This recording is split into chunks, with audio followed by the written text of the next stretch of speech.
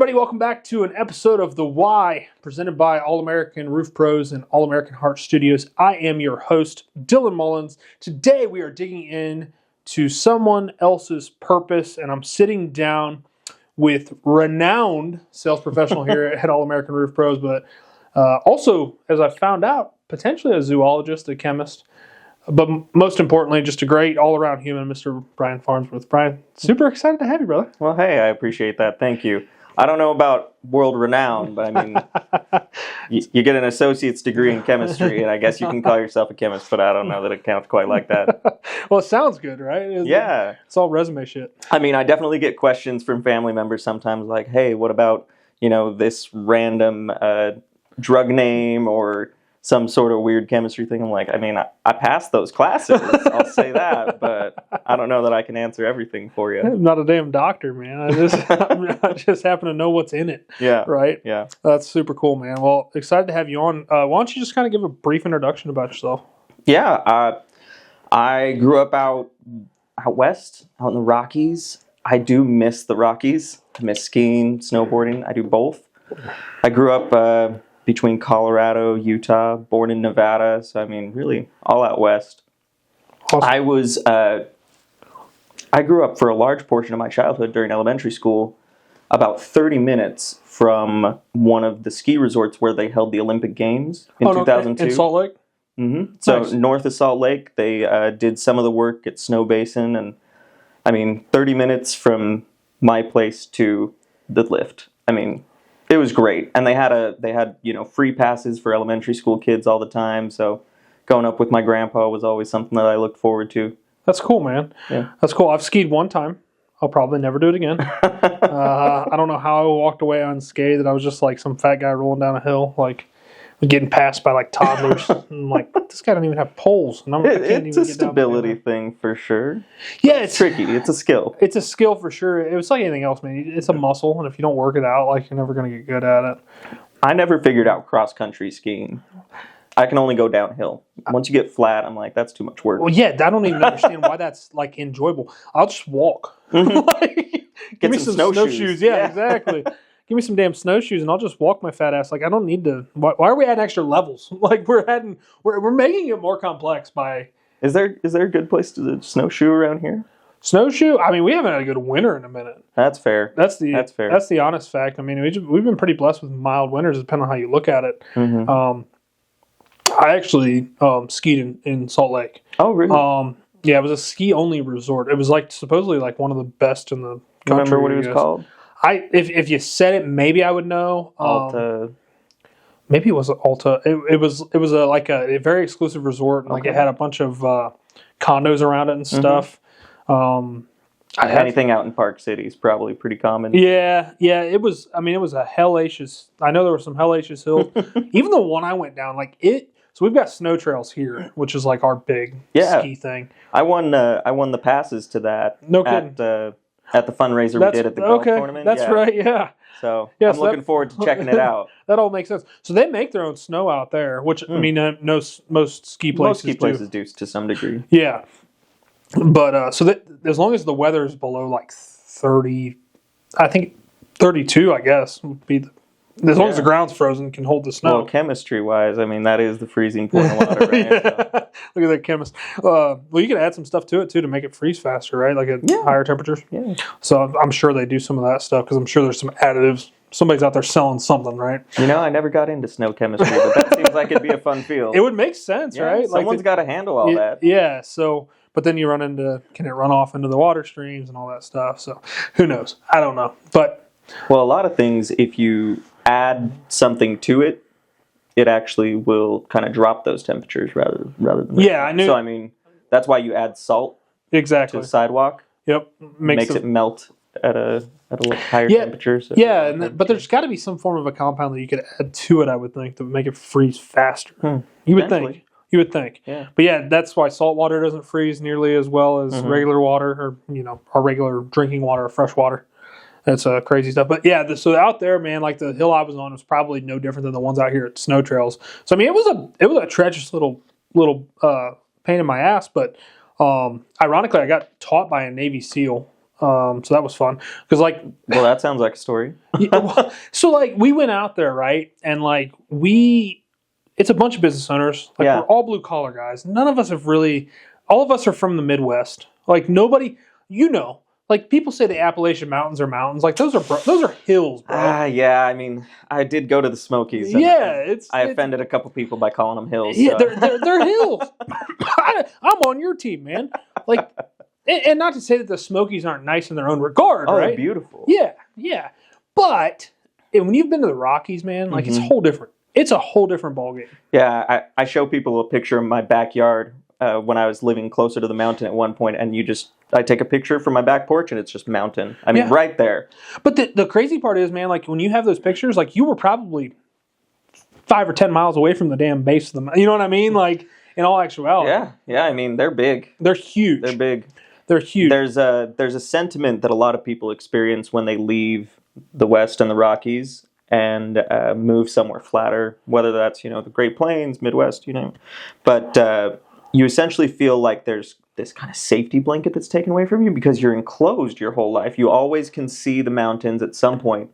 So it can be disorienting. 100%. Really. Yeah. 100%. And that's what's crazy. Like the people that have never got to the chance to experience that, I highly encourage you to do so. Mm-hmm. The first time I got to experience it was in 2020. We went out to Rocky Mountain National. Like travel advocacy. Oh man. Like you could do so much here in the States. Mm-hmm. I'm not even saying you got to see the world, man. Like, oh yeah, do it here. It's crazy how much we have. Like it is insane. But anyways, back to the Navy SEAL thing. So a bunch of us from the Midwest, right? No idea how to ski. None of us have really ever skied. The guy who we were with, phenomenal guy, and he was from Salt Lake. So he's like, hey man, I'll give you guys, basically what it reminded me of is like on the episode of South Park, if you've ever seen it, when they talk about pizza, French fry. That's what it basically felt like. And that's what a lot of us. And they do say that. It's true. And so he like gave us a crash course. And he was like, "Go." I'm like, "Okay." Like if he's gonna tell us to go, we're gonna go, right? And God, dude, the problem was like it gets sketchy, especially if you haven't done it a lot. When you get that speed rolling, like you're like, I'm just gonna bail. There's no guardrails. No. I mean, there's trees. Yes. Got to watch out for those. Freaking trees. I don't know how none of us came away with any major injuries from that experience. Yeah. And like I said, we were on the Bunny Hills. They're possible. I mean, I'm glad he didn't take you up any black diamonds, but there was some black diamonds out there. My uncle was going down a black diamond, and he would carry like a speedometer with him that could track how fast he was going when he was skiing. I mean, and he would pick up some speed, 50 miles, that kind of thing. Oh, that's nuts, man. On some of those straight drops, you can get pretty fast. Well, there was a ridge essentially that was used as a pathway to get over to another trail, and it was a bit obscured, and the signage was covered up with snow or something along those lines, and so he didn't see it coming, went straight off the edge and tumbled. One of his skis came off and came around and smacked him right in the back of the head. He had a helmet on because when you get up that way you start wearing more safety gear and that kind of thing depending on your level. But I used the helmet for a while after that because he got a new helmet. Yeah, he recovered and everything. I mean, no major injury really. Well, he ended up having to have a surgery. Oh, did he? Okay, yeah. But he's great. Love him. But I used his helmet for a while. That's funny. People would see this big cut in the back of your helmet and be like, well, you okay? What happened? That guy's dangerous, right? That's just, you were wearing it for the street cred, weren't you? Oh, yeah, for sure. I mean, it's like when people, run their leather jackets, tie them to the back of a truck and damage them just to get them worn. Right? Yeah, exactly. No, that's funny, man. Skiing, like it's something that I'm kind of like upset that I never really got the opportunity to learn. And I guess my problem is I just don't have patience. Like I want to be good at something out the gate. It's pricey too. I don't go up much. My God, now. Is it? I mean, I went more as a kid when I could go on like a buddy pass kind of thing. Yeah. Yeah, it's insane, man. Like I thought golf was expensive, but Lord have mercy. And it's like the need is more protection. Like that's the issue. Like you need all that crap. Yeah. To keep you protected. So that's so you grew up out west. Yep. So kind of walk me through like your path to get here to Ohio. Oof. Okay, path to get here to Ohio. So I mean, I was studying sciences, all that sort of thing, and I actually did want to be a doctor. So I was kind of on that trail, and I got accepted out here to OSU's medical school. Okay. And it was a pretty cool experience, but moved to Ohio in the middle of COVID. We were doing kind of online medical school. Yeah. And I never thought about that there's going to be doctors that are like that. And it just didn't quite work for me. So, I mean, I ended up stepping away from that, which was an incredibly difficult decision. Yeah, of course. I mean, yeah, you literally worked your entire life to get there. Yeah, it's something that I'd had my mindset on for a decade, really. So by the time that I got there and realized it wasn't for me, that's tough to step away from. Absolutely. But ultimately, it was a good decision. I mean, I'm happier now, I'm healthier, and some people just aren't cut out to worry about that all the time. I have a sticker on my water bottle that says I'm not qualified to diagnose, but I have some theories. That's funny. So I'm always willing to help talk about questions with people, but absolutely cover it. What? How many years into medical school did you make it? I did 3 years. Oh, so you were like right there. Like, nah, I mean, I did step away for a leave of absence to do like studying and research. So I mean, I was 2 years in technically, but 3 years time-wise. Okay. Yeah. So I mean, still halfway there, man. And like to pull the plug, like walk me through where your brain was at with that, man. Frazzled mostly. Yeah. But I realized that it wasn't going to do anybody any good if I was more stressed about helping people than actually helping people. So, I mean, there comes a point where a lot of doctors talk about being able to compartmentalize. Yeah. And essentially say, like, yes, I am, if you're a surgeon, for instance, like, I'm cutting this person and hurting them in order to heal them. Yeah, absolutely, yeah. And I just couldn't do that very well. No. Cutting people seemed like it was hurting them in a way. And there's a lot of medicine that's like that. You give someone a medicine knowing it has side effects. That might outweigh what they're actually dealing with. What they're actually talking about. A lot of people talk about, weight loss medicines and things along those lines and are like, oh, these are miracle drugs in some way. But really, a lot of the side effects, nausea, various bowel issues. So, I mean, if you can't eat because food makes you throw up, well, yeah, you're probably going to lose weight. Absolutely. But that's not necessarily a healthy way to lose weight. Yeah, go eat a either, damn tapeworm, too. Like, that'll work. Yeah, I mean, those kind of strategies have always existed, and I just didn't always agree with So do you think that part of it is, like, in America, our entire medicine is based on, like, fix the symptom rather than fix the problem? No, I mean, I don't want to cast a wide net. Because I think there's great doctors out there. Yeah, some of the best people I know, some of my best friends are still in medical school, still being doctors and all that stuff.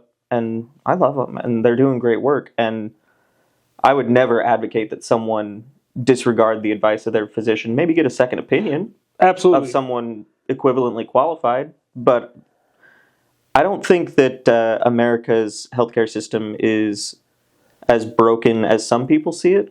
I think that there's definitely room for improvement. But that's also part of why I got a master's degree. I got a master's in health administration, which is kind of like a MBA, but with a healthcare focus. And as part of that, we studied a lot of healthcare systems around the world, how they function, not only from their funding level, but their structural level. And I mean, I think probably the main thing that I'd say is the problem with the American healthcare system is how our insurance works. Absolutely, that's what I was getting ready to say. It's insurance is such a freaking mess, man. Like, I've got some family that was getting ready to have a baby and literally went in to be induced by this hospital, and day of induction, like, had they induced them, they're like, oh, we don't accept your insurance. It's like, yeah, insurance doesn't work like that in the rest of the world. No. It's more of a systematized thing where you don't have to be employed to receive insurance. Yeah. So think like, Medicaid and Medicare exist, and imagine that just applying to everybody. Yeah. So yeah, everybody pays into the system, everybody receives benefits from it, and it kind of works out. There's different ways, of course, that all that taxation works out and who it affects more strongly. And I know you said not to get into politics. Oh yeah, I mean, we don't have to approach it, but I mean, anytime you talk about something as big as healthcare, it's gonna be political. But like, I just got to thinking, and like, I think that anybody that's watched the podcast knows where I stand on viewpoints. But like, we're openly okay with paying into Social Security and saying that, hey, we've got this universal pension that everybody's in, but yet we still fight the universal health care type thing, which my issue would be the fact that we would just need to have it not be like every other government program, be a free-for-all on the money side of things. Mm-hmm. Because once again, there are great doctors, but I think the problem is at a higher level up here with the, not even so much like the management, but like the individual hospitals and just the way that they're... Most doctors will tell you that they kind of feel like cogs in a machine at some point.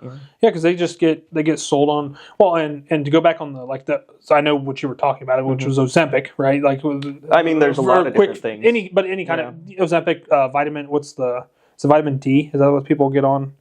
What's the shots that people will take that's similar? Like it was pre-Ozempic, like when everybody...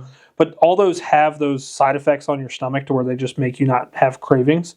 And it's funny to me that in America, as Americans, this isn't even on a doctoral level, we just want the quick fix. Like, just fix me. Just fix me. Just make me fixed. Make me so I'm not as fat as I once was, or so that I'm healthier, or blah, blah, blah. All these things that I just want it to be magic pill instead of just saying, hey, you know what? If I eat a little bit better and I work out, I'll probably be okay, right? Yeah. Maybe stop smoking, maybe stop eating out at McDonald's 7 days a week, that kind of stuff. Yeah. But instead, we want to go to the doctor and be like, hey, can I have a shot? And that just fixed me. And we don't look at the side effects sometimes, and we don't really think about it. It can be tough to make sure that patients are informed of what they're getting into when you have 20 patients booked in a day and you can only see them for 5 minutes apiece, and you're already 20 minutes behind because the first appointment was late. And is that a number of doctors problem, or is that just the way the system works? Okay, that's a system problem. I was just curious. Like, I mean, obviously, you kind of have a little bit more insight into that world than most people would, right? Yeah. So, I mean, there is federal funding that allocates how many doctors can essentially be produced every year. Mm-hmm. So there is a shortage of doctors based on population growth because the federal government funds residencies, and there are only so many residency spots. So, I mean, if more funding were allocated that way, there would definitely be more capacity to see patients for longer periods of time. But with people living longer and healthcare needs getting more complicated, it's kind of a catch-22 on exactly what the best solution is. But absolutely, and I don't know that necessarily looking at people just saying one quick fix, because I think that a lot of people have really complex problems, and sometimes something like Ozempic could be the right thing. It is. It's a diabetic drug originally. Yeah, right? I was thinking along the lines of some of the diabetic drugs. But yeah, there's a lot of interesting things in that world. I've been involved for a while in trying to develop information and resources around what exactly is in medicines and what works and what doesn't, and trying to get more resources available to people to be able to see, okay, how does something that you're trying to do at home compare to what would happen if you go to the doctor? Because it can be difficult to decide, like, am I sick enough to go to the doctor? That's something that people have to decide on a pretty regular basis. Yeah, and I mean, I feel like too, as a doctor, like if somebody comes in and says, I want Ozempic, give me Ozempic, like you should probably... There are definitely qualifiers they go through. There are questions. Yeah, 100%. But also at the end of the day, like, it's much like we do in sales, where it's like, tell me what he wants. He lines up and he can fit within the parameters of what he needs. I'm going to do my best to explain to him what his risk factors are as to what can happen if he doesn't. And the reason why I bring up the Ozempic is because that's just like the hot topic, right, that everybody's talking about. Yeah. And it has its place in the marketplace, but to try to see it as a weight loss drug? In a way, I'd almost rather not talk about it, since I at least heard, I haven't followed up on the news recently, but there was a shortage of Ozempic for people with diabetes. Which is an issue. Because so many people have been using it for weight loss. So, I mean, when especially something that's branded and commercialized can blow out of proportions, it can cause larger problems as well. So I think the marketing aspects of the pharmaceutical industry can be complicated. Absolutely. I mean, we saw how much destruction there was and is ongoing with the opioid epidemic, and a lot of that was because the information that was being taught by pharmaceutical sales rep to physicians was inaccurate. Yep. And because they were just said, go push this drug. We've seen a lot of companies paying a pretty penny for that. Yeah, absolutely, and that's an accountability thing when it comes back to it, right? Like, that sounds to me like it's not even so much on the doctors, because like they're just coming in and getting sold. Yeah. To me, it's on the freaking pharmaceutical companies to be like, hey, vet your shit. Like, make sure your shit's, you know what I mean? Like, at the end of the day, like, Is it going to be addictive? Can I freaking kill somebody with it? Like, is it like I should add, if I'm a physician, right? Mm-hmm. If I go and get my doctorate and I want to go, and I think that obviously, just like with anything else, there are doctors with ill intention out there, but 99% of them, once again, it's the 1%. You don't go through what you go through to be a doctor without something. Exactly. But at the end of the day, like all of them or most of them, I shouldn't categorize it as all because it's just like anything else, but most of them are in it to truly help people. Mm-hmm. And if they think what they're doing in their head at that moment is to help people, like they're like, I'm doing what I'm supposed to be doing. Yeah. Like they should not have to live with that on their conscience because somebody didn't vet it properly and then came in and sold them on it. Mm-hmm. That's not fair. Yeah, it's something that they have to continually educate themselves about all the time too. I mean, they told us that within 15 years of graduating medical school, that 50% of the stuff we learn would be irrelevant. So really, they're kind of encouraged to continue learning throughout life. And if you're being sold misinformation, it can be difficult to make an accurate and appropriate decision. That not only applies to doctors, though. I think it's an excellent case of recognizing how misinformation can impact decision making. I mean, doctors pretty smart generally as a group, but even if they're misinformed, they can make bad calls. Well, yeah, it's like look at it in the So my wife is in the horse business. Mm-hmm. They have two different veterinarians. One's an old school vet, and one's just graduated out of high school. One's been in it for 30 years. One's graduated. Like the medicine has changed. Well, the Dr. Pol that's on the TV. Mm-hmm. You watch him. He's an old school. Does it by the we've done it this way for it. But there's always new things coming out, and it's just like anything else in life. You have to go get continuing education to try to figure out what's up and coming. What can I do to just do my job just a little bit better, or fix this, or whatever, and. That as humans we're at liberty to go do. Mm-hmm. That's something, and especially as Americans, like we have to go out and get that information however we see fit, and it sounds like it's good stuff. So I mean, I guess all that to say, my journey has been complicated. Yeah, absolutely, man. It's gone through its twists and turns. I mean, I even did research essentially in medicinal chemistry in the world of like cancer research. So we're taking different compounds, developing them chemically, synthesizing compounds, and then testing them against cancer cells to see, what's damaging to cancer. Which, admittedly, anything can kill cancer cells. If you shoot a petri dish with a gun, it's going to kill the cancer Absolutely. cells. So how do you do it without killing the body? We would essentially try different dosages and try to identify, how little of this compound is needed to kill cancer cells. And some compounds are more effective at it than others. That's why some medicines make it and some don't. If you need one pill to cure cancer, that pill would make you a billionaire overnight, right?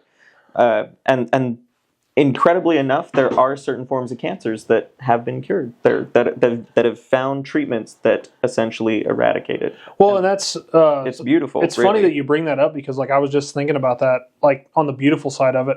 So I had a grandfather. My mom's dad went through. He had stage 4 esophageal cancer in 2004 and ended up living for another 12 years. He was the longest surviving person with a stage 4 esophageal cancer in the United States at the time of his death. Now, he had completely beat it. I think he beat it in 05 or 06. It was a 2-year fight to get there, but he got there. And I just watched, and once again, we talk about a stage 4, versus a stage 3. It's a big jump. There's no stage 5. No, and there's no stage 5. Stage 5 is 6 feet under, right? So with watching him go from how much he had to fight in 04, and then I had 3 grandparents end up with it in 16, 20, and 22. My grandmother didn't really have a go at fighting it. But it's crazy to me how much it changed for the better, from 04 up until 2020. Just in 16 years to watch, my 80... So my grandfather was in his 60s when he got it in 04. My grandfather, my dad's dad, got it he was either 79 or he was right at 80. And, fought stage 3 lung cancer, almost easier. Now, once again, I understand 2 completely different cancers, because you could look at a melanoma that's you wouldn't think that's a big deal. There's some melanoma that's sometimes, you just cut it off and it's done. There's others where it's a death sentence, right? So I get it. There's different types, but just watching how much it had improved over that 16 years, just how much less of a toll it took on their bodies. It was insane to me. Yeah. And once again, like I said, I know we're not 100% comparing apples to apples, but it is crazy like how much medicine has actually progressed as much as it gets a bad rap, right? Oh, I mean, the advancements made are huge. Yeah. And so that's where America is a leader because, we do throw a lot of funding into that. Absolutely. And that's a pretty cool thing that we're able to do. I mean, one thing that probably is worth noting that's still in that world of, the before times, right? Yeah. is during college, I started a company with a couple of my friends, and we were developing medical devices. So one of the main things that we worked on was a laparoscopic insufflator. So if you've ever heard of, more minimally invasive surgery where they go in with the cameras, that kind of thing. So we essentially developed one of the tools that they used to fill the abdomen with gas so that the cameras could see in that space. So it was a fun time. It shut down because of COVID. All of our research funding got pulled and we all kind of went our separate ways. But it was a really fun time being able to explore not only what it meant to build a business, but to network, build relationships, and ultimately build something that we saw hope in and saw a future in. That's super cool, man. Yeah, and that's that's the thing, man. Is like there's still a ton of smart individuals out there that are working the wheel in the right direction in any capacity, right? It could even be in the roofing space. There's things that we've developed or brought into the marketplace that are different and unique. But like in the medical field, man, like, yeah, granted, we're protecting your most valuable asset, but like at the end of the day, that's just a BS tagline that we say because our most valuable asset's our body. Because like without a body, you're probably not going to be okay. Like you can't just mope around with a brain. Right. But that's the beautiful thing about getting into roofing is I've always had that sort of desire to help people, to figure out, okay, well, what's your problem? How can I help? Maybe I'm a fixer. I don't know. I do have trouble listening, I guess, on sometimes with my girlfriend. She'll be like, just listen. I don't need you to find a solution. Just being a man, bro. But that's just how it goes sometimes. But with roofing, essentially you're going into people's lives and sometimes it's a tree fell on their house. Sometimes it's just we need an upgrade, and you're dealing with something that's going to impact them for the rest of the time they're living in that home, which for a lot of people, when they get their forever home, they want to make sure that it suits them and their family. Well, and it's something that most folks only have to deal with once or twice in their lifetime. So it's not like buying a car, right? Like buying a car is a massive purchase. Sure. But you do can trade it in. Yeah, you do it every 5 years, right? Yeah. You can't go trade your roof in. Nope. Like picking the colors and deciding what you want the aesthetic to look like. And like to me, I have more fun with the vision casting when someone's doing siding because then I can be like, okay, so like what are we thinking? Like I know we're not thinking about doing siding right now, but if we were, what are we thinking? And can we find the color that works for both of those palettes? Right? And that's like, and I tell people all the time, I'm not an exterior designer, bro. I'm not going to sit here and tell you what to do. But here's what I think. And that's more fun to me. Years ago, I used to design kitchens. Oh, really? Yeah, and I had a blast with that. How'd you get into that?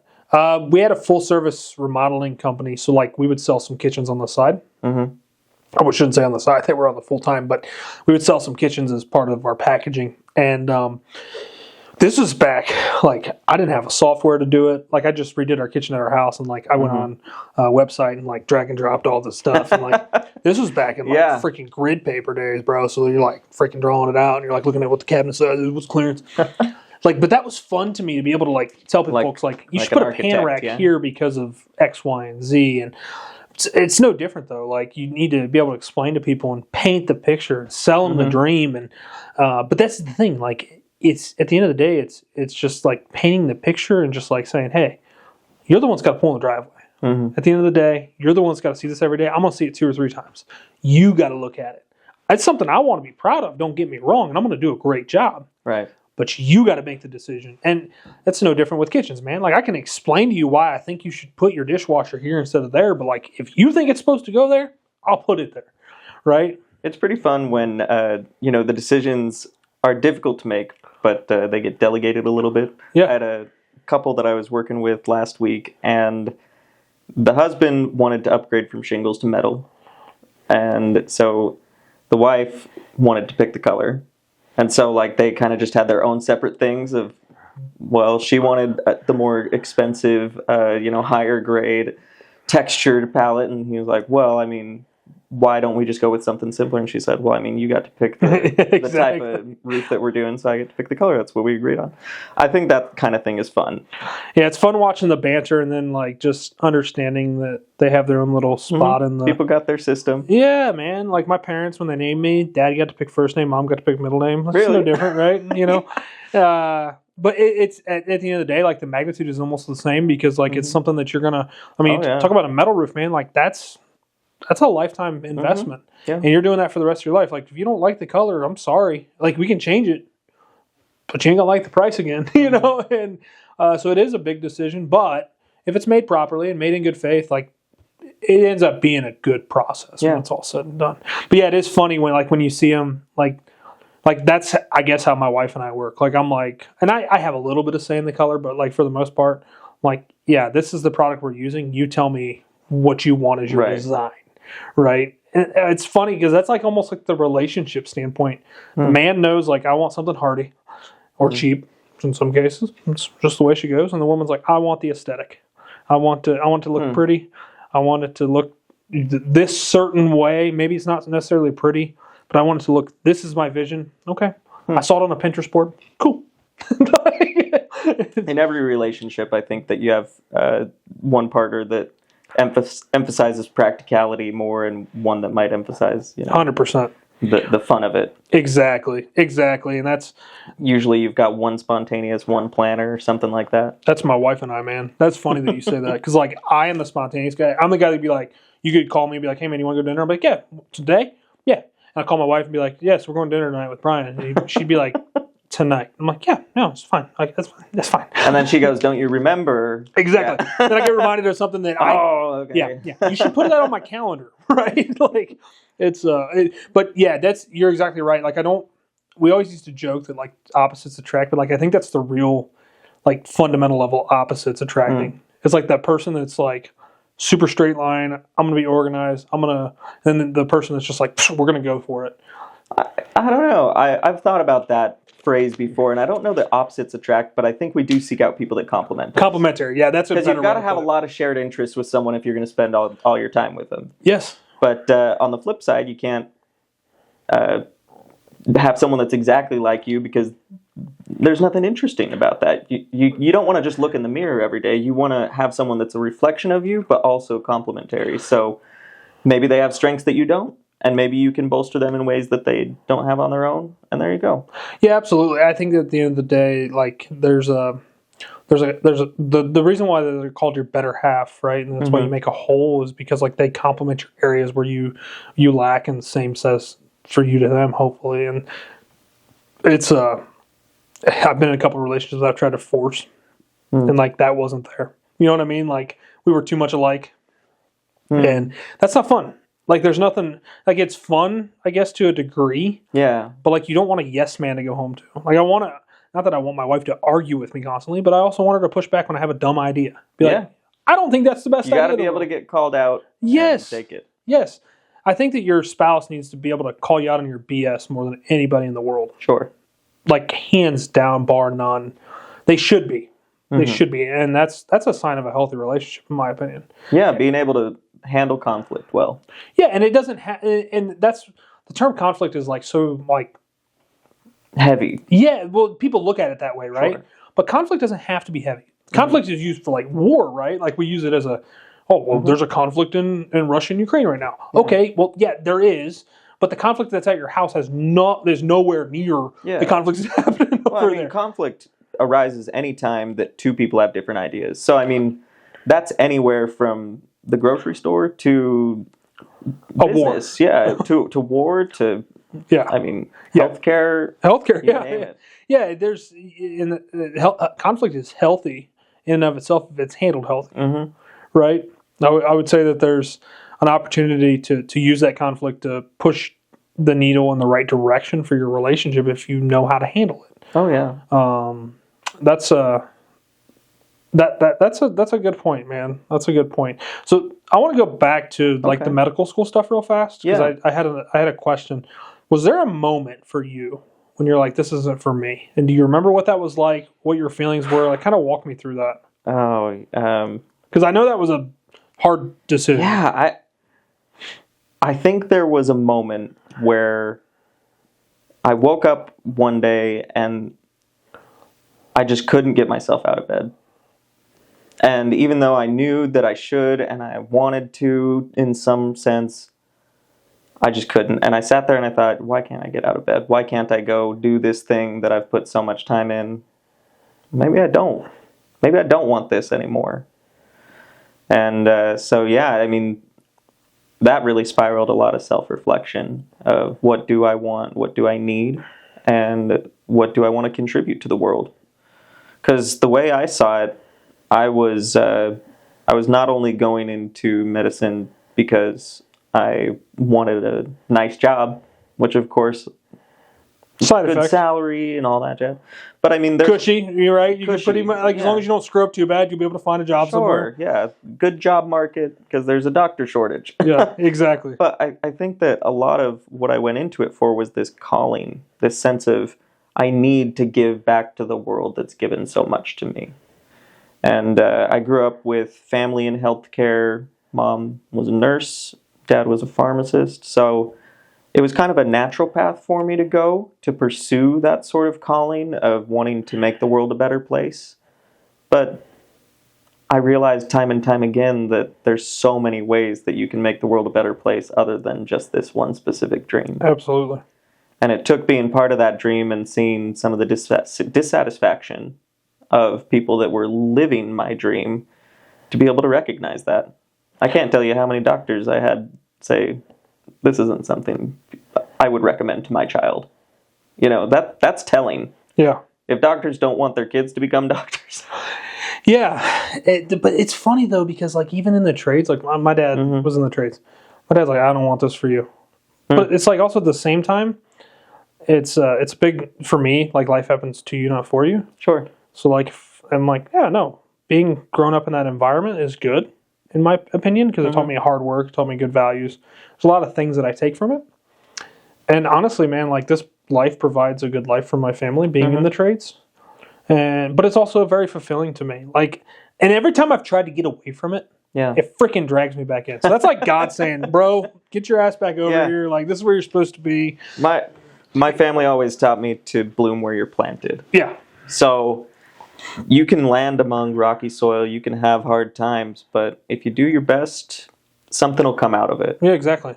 When I've talked with people that are still, you know, on the grind of the medical system and working to become doctors, I say, you know, I mean, I'm still working about the same. I'm still working a lot. I'm still having long days, and I'm still putting a lot of effort into the things that I'm doing. But now I get to diversify. Now I get to get more involved in volunteer opportunities. One thing that they didn't really warn us about in the same sense was, in order to get into medical school, you do a lot of volunteer work. You do, you know, a lot of resume boosting sort of activities. And that was convenient for me because I already liked doing a lot of those exactly. things. And then when you get to medical school, you don't have time for that anymore. You can do a couple things here and there, and you have some interesting opportunities available to you. I was able to work at a free clinic and help treat patients for a while, but you can't do the bigger projects. You can't get into the longer term sort of things that you might normally have otherwise had time to. And so it's nice being able to get back into that again. I've been doing work with Adaptive Sports Connection a bit. Yeah, you're big on that stuff, man. Yeah, it's great. It's fun being able to see kind of this crossroads of not only healthcare, but some of the previous advocacy work I did for people with disabilities. I used to go in the summers to help out with the Muscular Dystrophy Association. They have a summer camp where these kids from all over the state come. They get to spend a week together doing all of these activities, from horseback riding to canoeing. I mean, things that they never get to do at home, because with muscular dystrophy, your muscles are weakening, and essentially a lot of these conditions are terminal. Yeah. But they take time to develop. So you have these kids that some of them are in wheelchairs, some of them have to take pretty regular breaks throughout the day, but you make it work. Yeah. And it was really, it's always been part of kind of what propelled me forward, to see people able to feel accepted and whole where they weren't able to otherwise. Yeah, I think that's a big issue with our society is like we put a label on people who are just maybe, how do I want to word this? Because like in that world with like the folks with special needs, what you would call that, and I think that's really even the wrong way to put it, in my opinion, because they really don't have special needs. They just need a little bit of help, right? Like I guess that's probably the nicest way to put it, politically correctly. There are lots of ways that people phrase it. Yeah, but at the end of the day, man, like so the Tim Tebow Foundation has a night to shine, which is where they bring kids in one night a year. They have a big, or they're not kids. It's anybody with special needs gets to come in and have a prom, which a lot of those kids didn't get to experience with their peers, right? Because unfortunately, kids are mean. Let's just be honest, and that's just. And I think the world's getting better. I think I really do. I see a lot more better in the world, in my opinion, when it comes to people with special needs than it was when I was growing up. Yeah, because people People weren't have been as fighting educated. for those changes for a long time. Exactly. But you have an organization like the Tim Tebow Foundation where they do this one night a year. They get with local churches and they ball out for these kids. And like I'm getting ready to volunteer this year. I'm going to be a buddy, which means I just get to hang out with a kid all night. That's great. Somebody all night. And it's funny to me though, man, because like every time, like I guess this is where I'm going with this. People like want to say, "Oh, I feel bad for that person. I feel bad." You know this. You've been around those people. Frick, I feel bad for me, dude. Because like these people look at life entirely different. Their lens is so much different, man. Yeah, and they don't want your pity. No, hell no. They don't care about your pity, man. Yeah. They're gonna throw your pity in the trash. Like they are the happiest, most fulfilled people that are out there because they're just living a purpose. It's not a crazy purpose. Don't get me wrong, but they are definitely leaving their mark on the world. And that's where sometimes too, like just as high achievers especially, we get caught up in that. We're like, oh man, I got to be the biggest roofing company. I got to be the best doctor. I got to be whatever, right? But at the end of the day, man, like nobody got to the end of their life and was like, oh, I didn't accomplish X, Y, and Z. They're like, man, I'm glad to be surrounded by my friends and my family. Exactly. And that's what those people care about in those moments. They live life more than we live life for the most part. So like to put them, and like I said, our society's getting better, but like a lot of times when I was a kid, like they put them down a little bit. Not so much, and it's better than it was like in the 60s and stuff when we would just ship these people out and be like, you go to this special place where you can be taken care of and all this stuff. Like we allow them now to be so involved in our society because that's where they belong. Honestly, man, like a lot of times they're adding more positives than they are negatives. Yeah. In most environments. And for anybody that's like, man, I don't know, like just go out and interact. Like find an organization like you're talking about, go to a Night to Shine event, like go volunteer at your local developmental board of disabilities. Like when I was in high school, man, our entire football team went and had a field day at the local board of developmental disabilities. And like that was the most impactful experience I ever had. Like just getting able to hang out with those kids. They had a little dance. We played football with them. We played basketball. You know, I think we played water games or something. Like it was just fun. Now, granted, was it a little bit different than how we would have done it otherwise? Maybe. But it was still just as fun. It was like you just had to adapt a little bit. And adaptation is the best thing that we can do as humans. Just, hey, I'm going to go with the punches, man. Like, yeah, not quite how I would do X, Y, and Z, but that's okay. Because this person's having fun, I'm having fun, who cares? Right? And I think that's the problem is like we just worry about what other people are going to think because we're doing this or whatever. And I think our society is so much better. Honestly, that's probably one of the best side effects of social media is people being able to see people like you going out. Stories get told. Yes. This is my friend. I'm going to tell his story. There's a trend going on TikTok right now. Have you seen it? Like where they chase down the like suspect. And like they talk crap about the person. I seen one the other day where it was I think it was in a nursing home specifically for people with the developmental disabilities.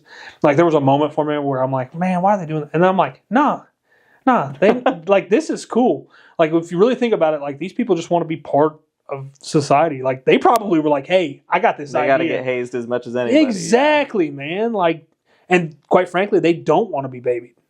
Most, and as you know, with that, they'll dish it out, yeah. Oh, bro, they're brutal.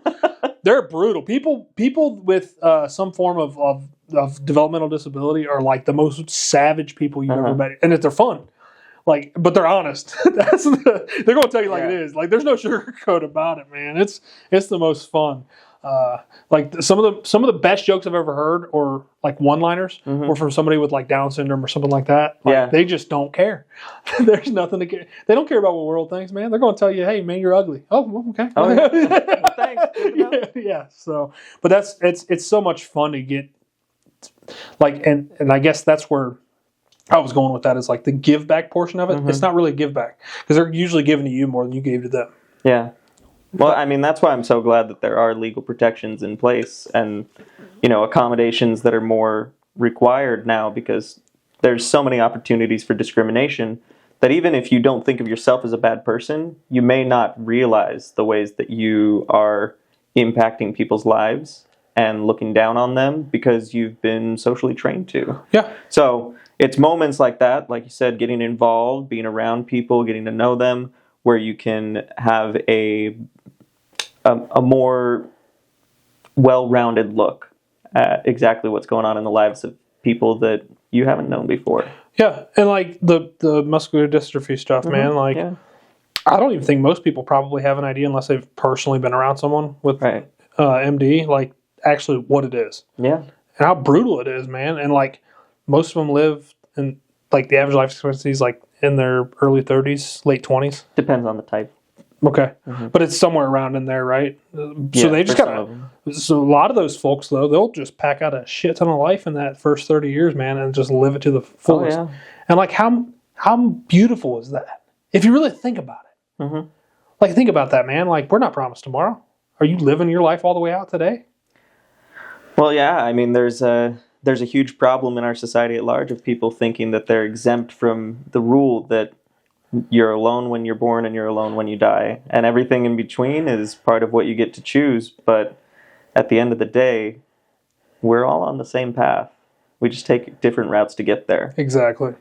I've seen people talking about, how can we make people live forever through, some sort of regenerative system. And it's like, well, that's not really the point here. And I don't think I'd want the point's to live a good life while you're living. Exactly. I don't think I'd want to, man.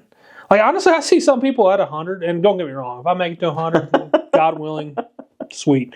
But like, I don't know, man. Like, they look, a lot of them look sad. Like, just because you're almost at a point, at that point in your life on the back end, where if you think about it, they're like, just like, man, I've lived it all out. And like, that's depressing.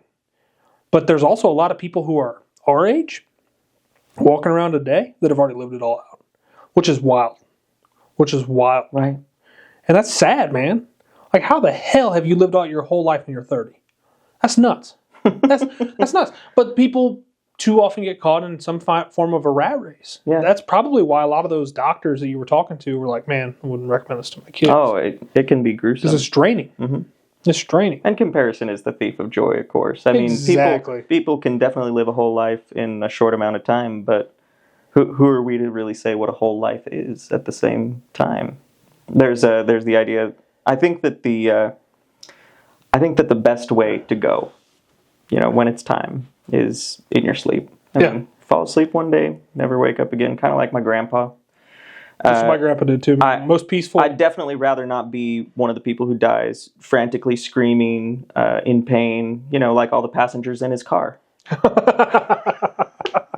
That's funny. That's a good one. No, but at the end of the day, though, that's like the dream, right? Is like just to live a long, fulfilled life and just peace out one day.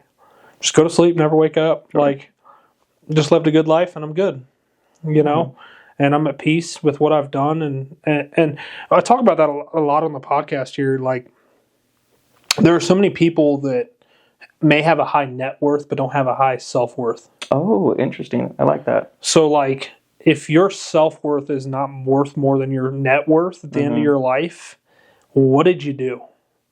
Because money, I mean, if you look at it statistically, right? I'm a big numbers guy. Sure. Statistically, even if you're worth, let's say, astronomical $500 million, your kids are probably going to spend it all. it's probably not going to make it to a third generation. Hmm. Statistically speaking. It's kind of like the lottery theory, right? Have you ever heard that? Yeah, yeah. Where the people win the lottery. A lot of people that win lottery end up broke in 5 years. Yeah.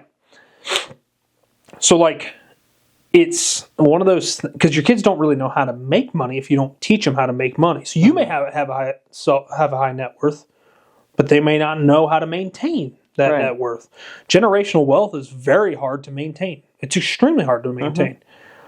But if you have a high self-worth, my grandfather, the one that I talk about a lot, my dad's dad, broke like most of his life financially, but like highest self-worth individual I've ever met in my life. Intentional relationships with all of his kids. Like every grandkid got up and spoke at his funeral. Like that to me is high self-worth. And I would much rather live that life and be broke than have a shit ton of money and have no intentional, worthwhile relationships. Yeah. Yeah. Because, man, that's just, that's scary. That's scary. You talk about dying alone? That's a loan to me. Like, if I got a crap ton of money, but I have no one to share it with, my wife and I joke all the time, I'm going to spend it all before I die. My kids ain't getting jack. Like, seriously, man. Like, I want to be worth a lot of money, don't get me wrong. But I also want to go visit Europe. And I want to be able to enjoy it. Yeah. Ain't a damn hearse followed by a U-Haul. Like, you know what I mean? Straight to the estate sale. Exactly, man. And yeah, don't get me wrong. I want to set my kids up for success, but I don't want to just be like, here's mom and dad's money with that. I want to be like, hey, I got my own little nest egg. What mom and dad gave me, that's a bonus. Of course. And that to me, especially now that I've got a little girl, man, like, well, and that's another thing. That's a whole other thing. I want my little girl to be like, you know what? Yeah, you might have that nice little car, but my daddy's got a nicer one. You know what I mean? Like, I just humble them, yeah. Yeah, well, humility to the boy she's gonna have to try to. Because man, I'll tell you what. I know you ain't got no kids yet. When you have a little girl, it's scary. Start thinking about your daughter dating, and she's 6 months old. But like, I just want her to understand. I want to put her on such a level that she respects herself enough to know what she's worth. Yeah. And that's putting her at a high self-worth. Well, I mean, I see the community that you build around you everywhere you go. I mean, we just had the chili cook-off. You had tons of people that wanted to come, be here, support, be around. It takes a village, right? It does. It does. And that's, at the end of the day, man, like, all these folks, like, get involved in your communities, whether you're doing, you said Abilla Works, is that what it's called? What's the organization that you volunteer with? Adaptive Sports. Adaptive Sports. I knew it was something along those lines, but I couldn't remember. So even that, like, just getting involved, man, like, that's a community thing. Like, you make friends with the people who are there. You make friends with the folks who you're volunteering with. Like, that is huge. But yeah, you're exactly right, man. Like, just building a strong core base of people. Because we've been on the topic most of the damn podcast. So it goes. That's going to happen. And when I'm not here anymore, I want to make sure that they're, like I said, could be tomorrow, could be in 50, 60, 70, 80 years. I hope God gives me another 50, 60, 70, 80 years. But if he doesn't, did I build enough while I was here? Did I make do with my what I was given as a gift while I was here? Right? I think you will. I appreciate that, man. I think you will too. I want to ask you. So it sounds like you've kind of had a little bit of an emotional roller coaster over the last 4 years. Yeah. What was the darkest moment for you? Darkest moment. I mean, there have been a couple.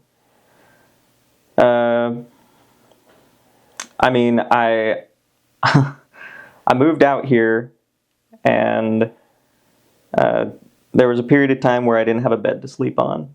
I was sleeping on my couch, and I ordered a bed from online or whatever, but it got delayed because they oversold the stock, and then it got delayed again.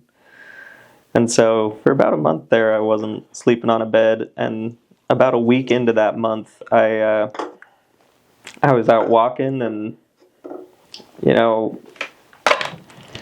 something happened.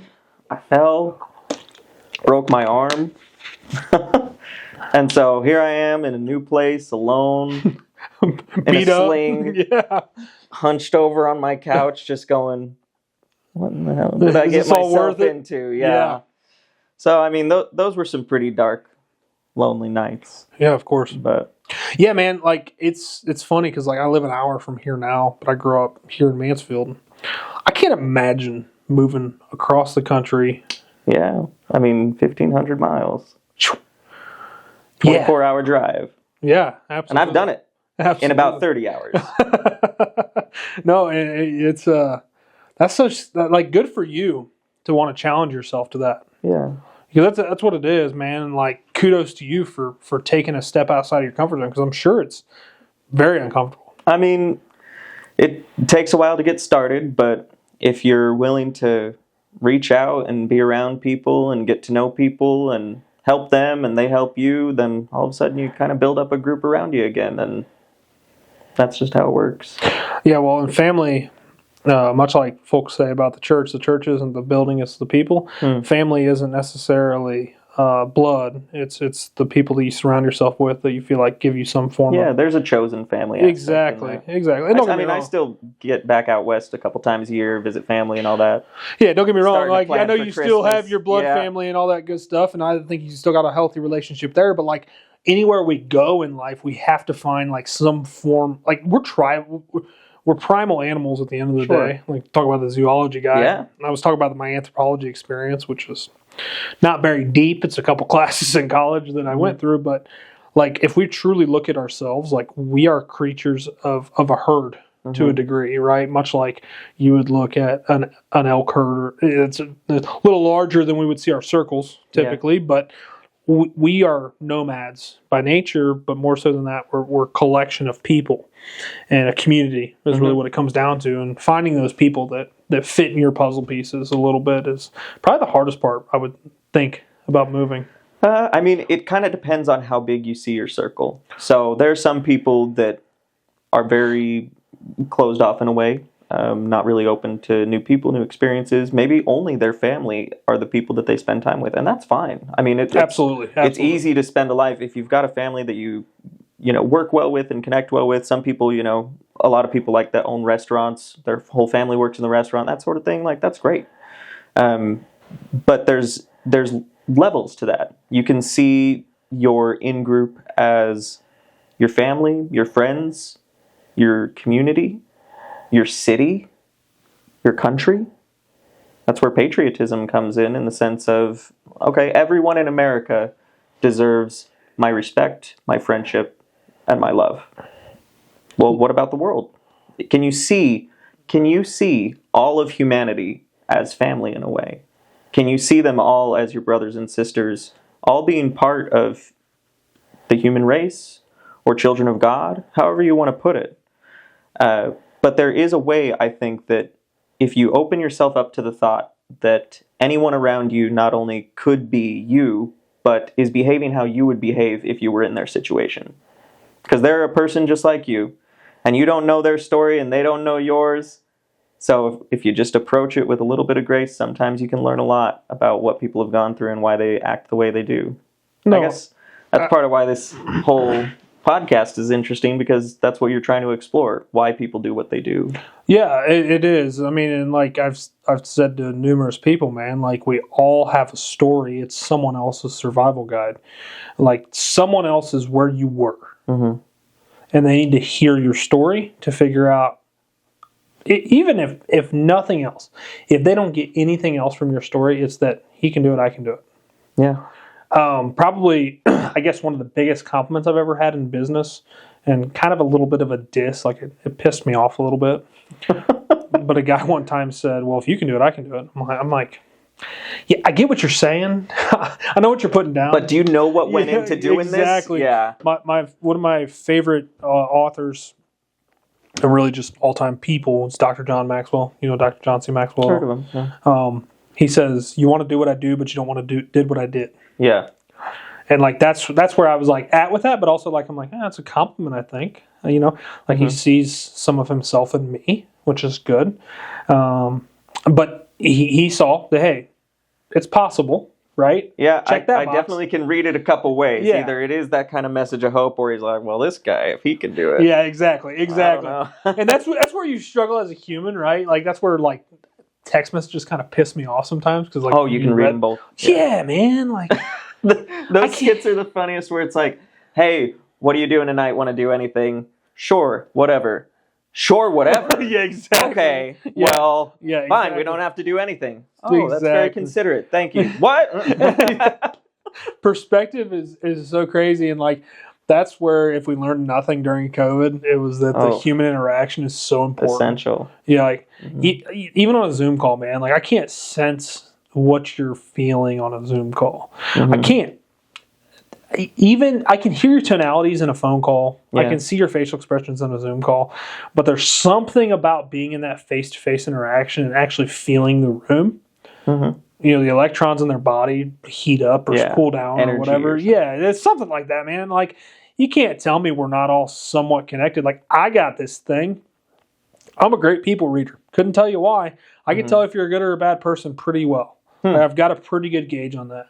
Well, cool. I'm glad glad I got invited on that. That's probably a good sign. Well, it's yeah, and Brandon does too, and we think that it's probably because we're a product of divorce, and like there was a transition period where you got a lot of new people coming into life, and you're trying to figure out, is this a good person, is this a bad person? Like, it's not necessarily a good or a bad thing. Like, everything that's happened to me in life was good or bad, was done for me, not to me. So like, I'm like, yeah, no, it's fine. Like, it made me who I am.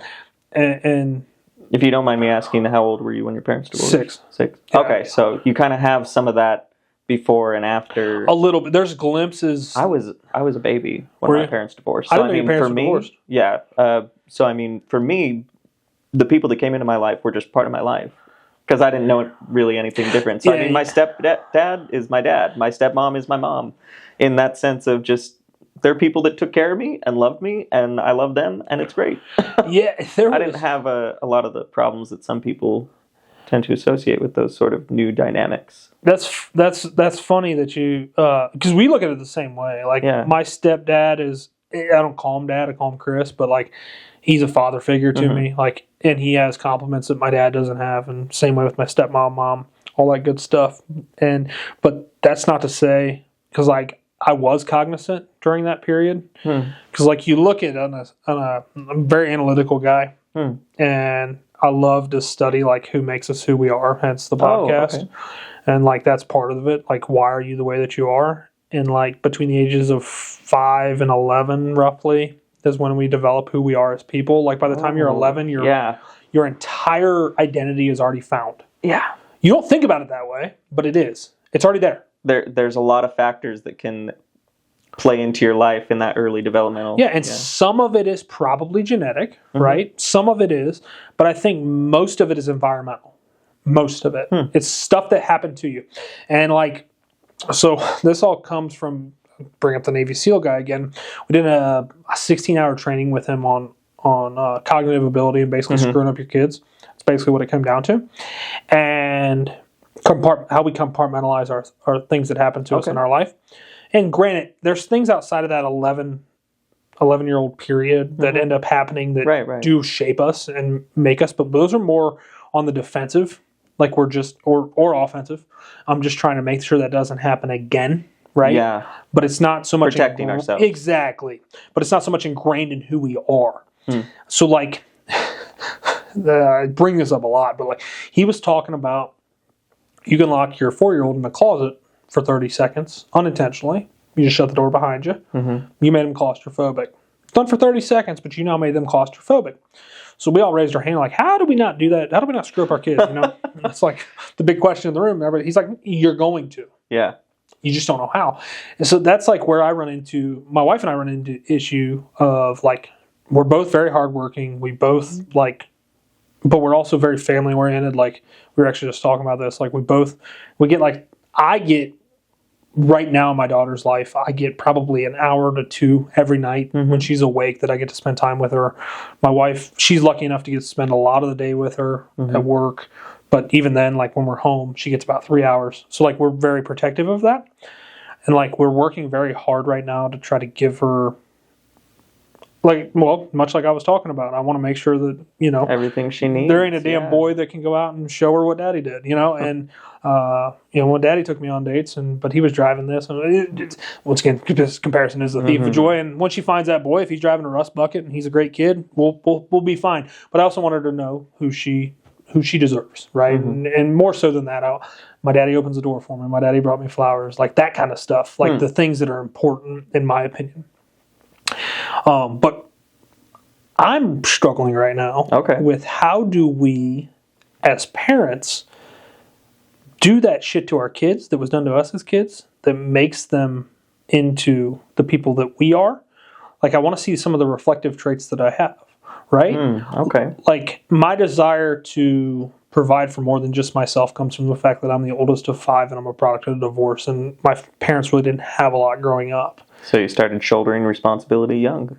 Had to do some babysitting, had to be a caretaker. I'm sure I was told numerous times as a child, hey, you take care of your brother, whatever, right? So like that, but I also, like, I know what that burden was as a child, and I'm like, I don't also want her to go through that, right? So like, that's the power struggle of being successful, and like coming from, I wouldn't say I came from nothing. I had a good childhood for the most part by a lot of measures, as I'm sure most kids could really look back and be like, yeah, it wasn't that bad, right? But also as a kid, you don't know.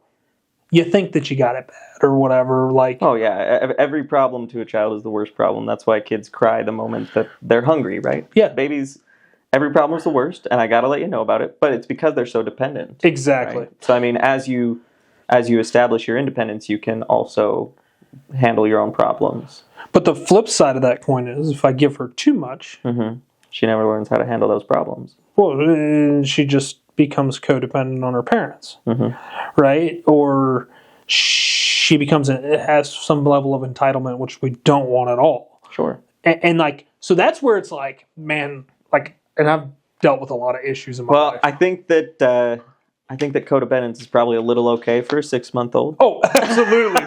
Absolutely, man.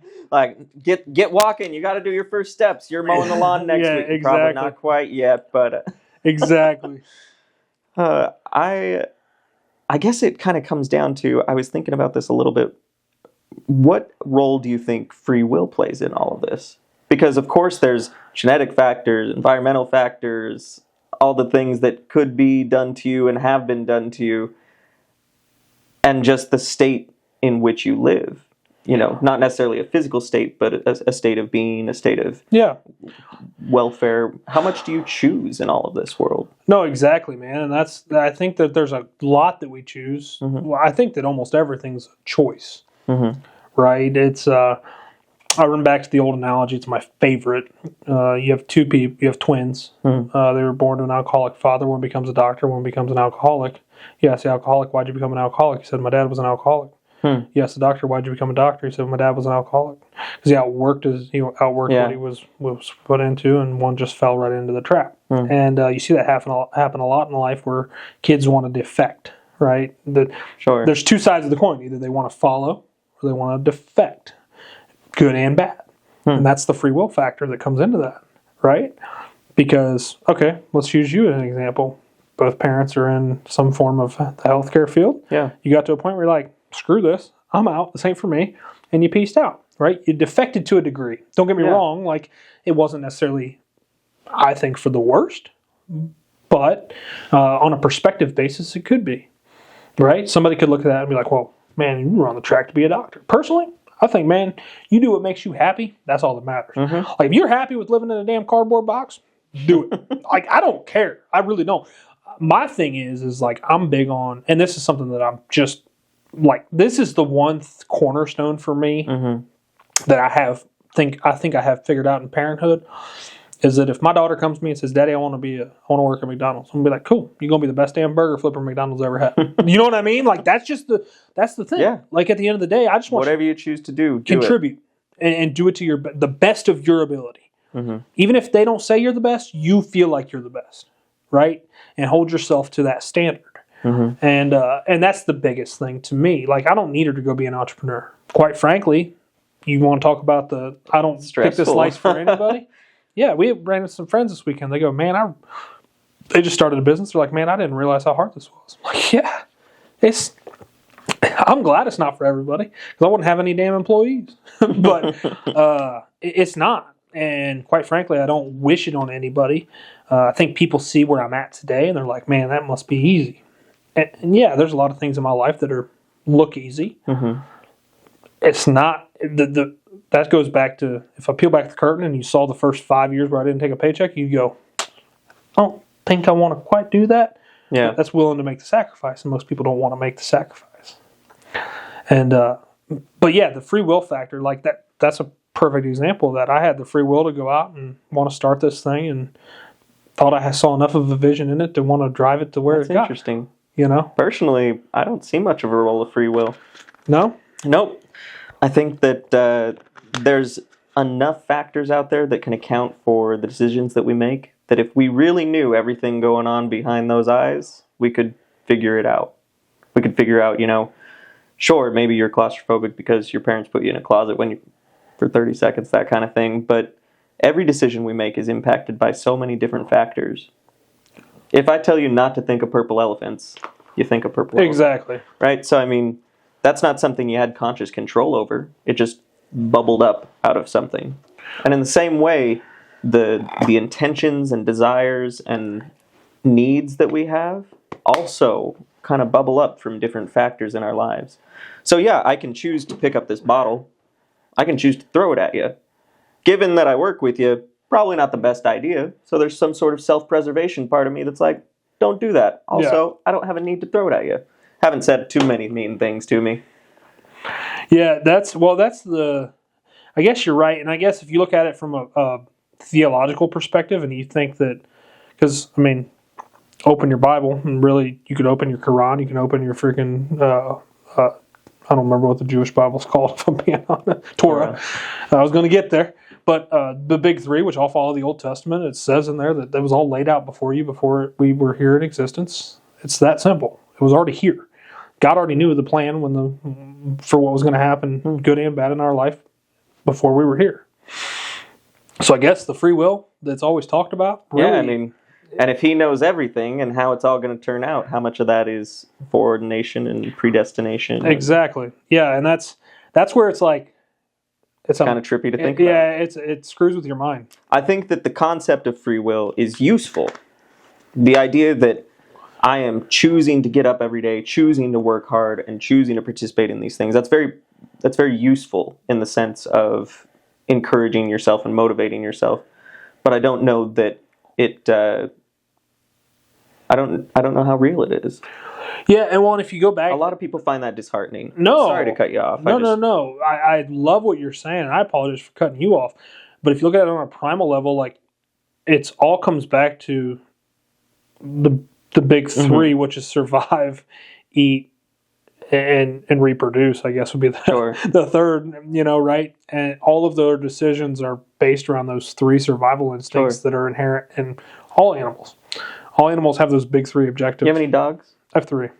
So if you so graciously gifted us a bunch of steaks and meat recently. If you seared up one of those steaks, laid it out on the floor next to the food bowl of your dogs, do you think all 3 of them would eat it?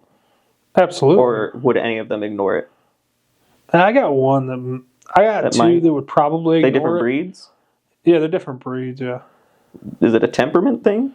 No, one's a sneaky asshole that likes to do stuff after we leave the room. Like, she'll go get into anything after we leave. I think she's just a pain in my ass. Well, do you think there are any wolves that would deny themselves that steak? Oh, absolutely not. They wouldn't deny it when I was throwing it on the grill. But we've kind of cultivated those aspects of obedience, positive temperament in dogs, right? Absolutely. As we've domesticated them.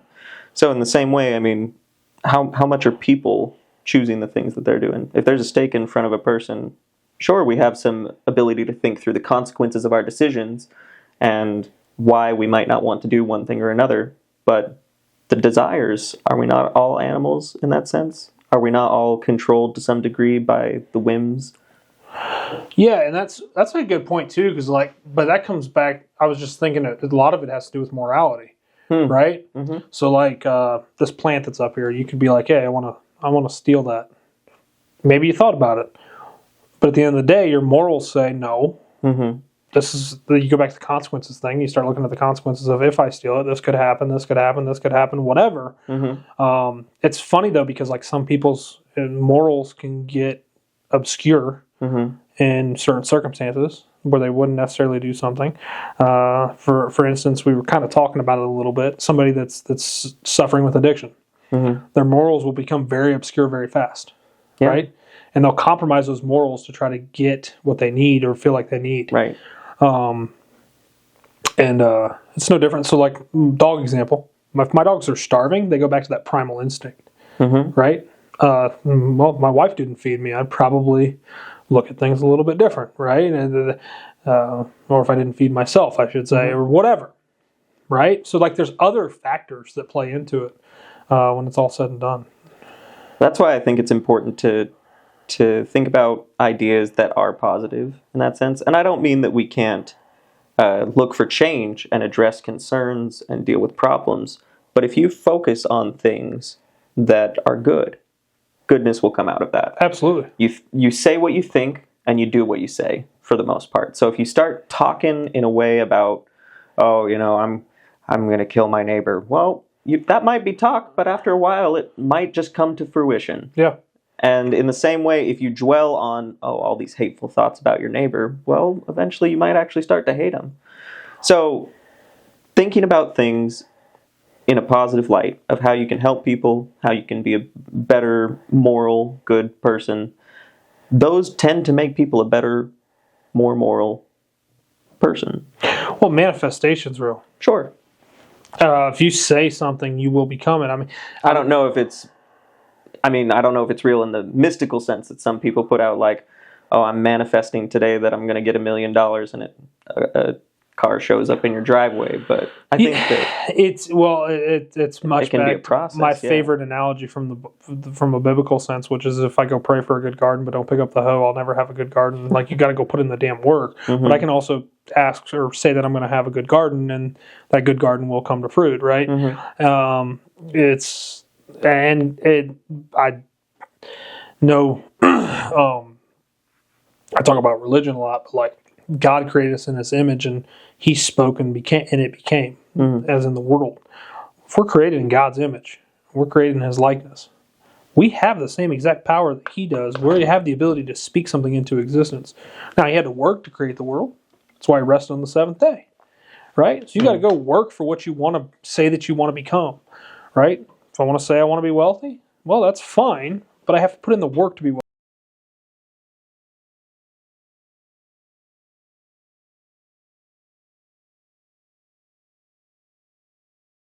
I can't say I'm going to be worth $1 million and then go lay my ass in bed and be like, well, I don't know why I'm not worth $1 million. Back to a biblical sense. I can't pray for $1 million, which I don't know if God would answer in that regard. It's a little bit vain. And we're idolizing something bigger than ourselves. But if I pray for $1 million and I just lay my fat ass in bed and then nothing comes of it and I go, well, God's not real. Well, man, you didn't show anything that could be, right?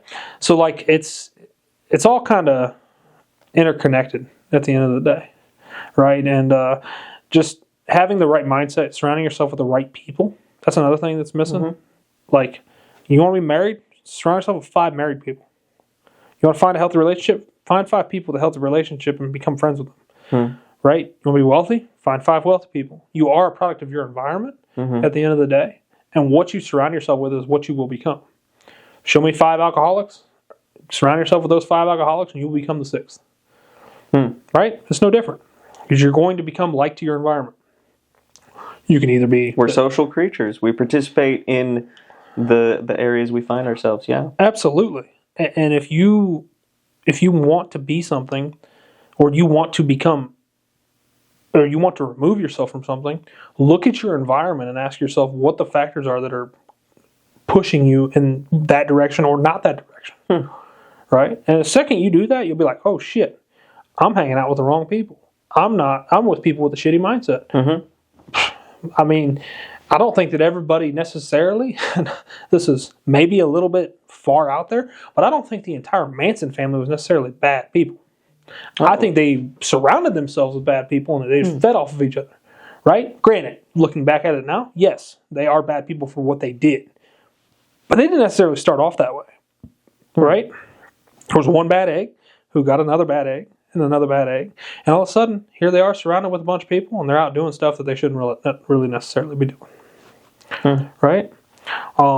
So it's a crazy world we live in, man. But if you really want it to be better, find a good group, put yourself in the right circle, and it's crazy how much the world can change really overnight. I agree. So this was a great conversation, man. I like to open up the last couple minutes. If there's anything you'd like to say, you look at that camera and you can say it. It's your floor. Maybe something we didn't talk about. That light bulb just went out. So yeah, that's all right. our camera is not looking the best, but if you're listening to this, it still sounds great. It's bad. It's off. It's all right. I mean, the main thing that I guess I'd like to say is that I appreciate being able to come on the Y and see everything from another perspective. I like involving myself in conversations with people and talking about perspectives, but at the end of the day, who I am is someone that's wanted to be able to help people. And wherever I'm at, blooming where I'm planted, I try to do that. Thank you for bringing me on, Dylan. Of course, man. It was great to have you, man. A great conversation. And thank you again for sharing your wisdom. As I say on all these episodes, guys, if you didn't get something out of it today, go back and rewatch it. This was a great conversation with Brian. I keep saying this, but another top 5 episode. We just got like 25 of them, but really good conversation. If you got something out of it today, and maybe you know somebody that's struggling with something we talked about today, or maybe just needs to hear the message, or maybe God put it on your heart that they need to hear the message, share it to them. I don't say that for vanity. I don't make jack off of this. I pay for everything, so don't worry about that part. But if you got something like there is a box checked, and you feel like somebody else needs that box checked, share it out to those people and see if there's something that they can gain from this. So thank you all for watching. Thank you all for tuning in. And as you go throughout your day, I just want to keep asking yourself, what's your purpose? Thank you. Good episode, bro. Good episode. Thanks again, man.